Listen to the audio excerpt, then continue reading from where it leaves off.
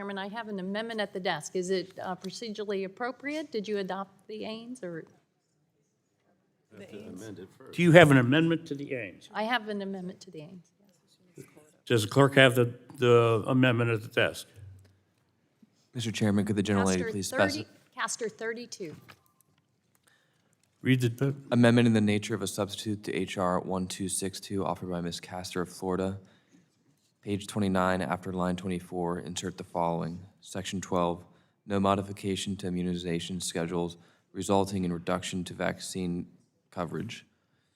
No modification may be made to the adult and child and adolescent immunization schedules of the without objection, reading amendments dispensed with.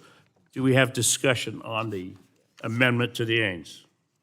Ms. Castor? Yeah, thank you very Recognized. much, Mr. Chairman. I'm in strong support of this bipartisan package that will benefit some of our most vulnerable neighbors, including children who are battling pediatric cancer and other rare diseases. This bill will help these heroic families who are desperately searching for hope and options, and it will help more parents avoid the unimaginable trauma of losing a child.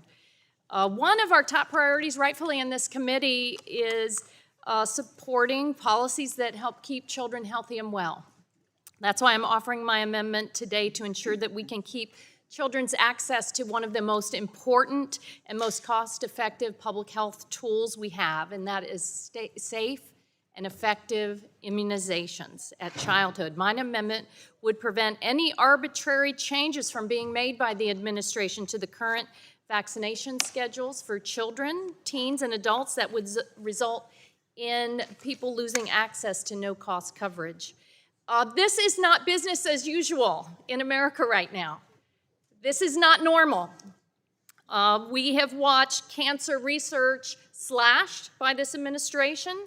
We have seen an arbitrary halt to criminal trials. We watched Elon Musk arbitrarily fire thousands of public servants and public health experts. The GOP reducing access to high-quality, affordable health care coverage. I think Representative Veazey earlier called this a five-alarm fire. I want to pull the fire alarm, and I want everyone to join me in pulling the fire alarm, because it really, another crazy development was just a couple of weeks ago when the HHS Secretary Kennedy fired the director of the CDC. I think his conspiracy-laden policies, his anti-science agenda are a clear and present danger to Americans. Now, the CDC director is the former director is over on the Senate side testifying this morning, but I have a copy of her testimony. She said that Secretary Kennedy directed me to commit in advance to approving every advisory committee on immunization recommendation, regardless of the scientific evidence. I responded that I could not pre-approve recommendations without reviewing the evidence. Tomorrow, the reconstituted immunization panel will meet. Its composition has already raised concerns from the medical community. Based on what I've observed during my tenure, there is a real risk that recommendations could be made restricting access to vaccines for children and others in need without rigorous scientific review. The stakes are not theoretical. We have already seen the largest measles outbreak in more than 30 years, which claimed the lives of 2 children. If vaccine protections are weakened, preventable diseases will return. This quackery now is spreading.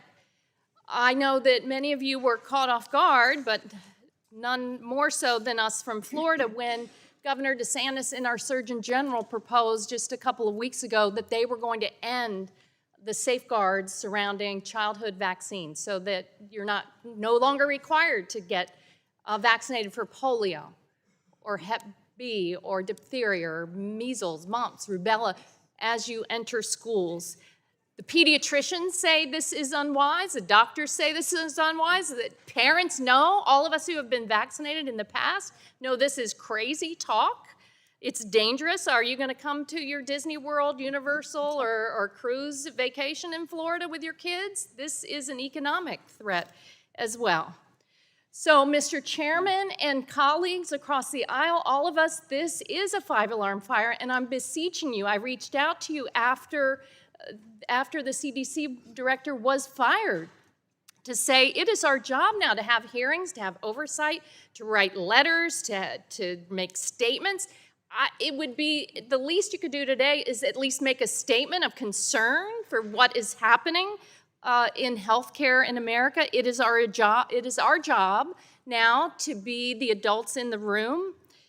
We know that parents want to protect their kids, and we need to make sure that they know that the best way for them to do that is through safe and effective vaccinations. We can't let Secretary Kennedy upend vaccine coverage for the entire country based on quack science.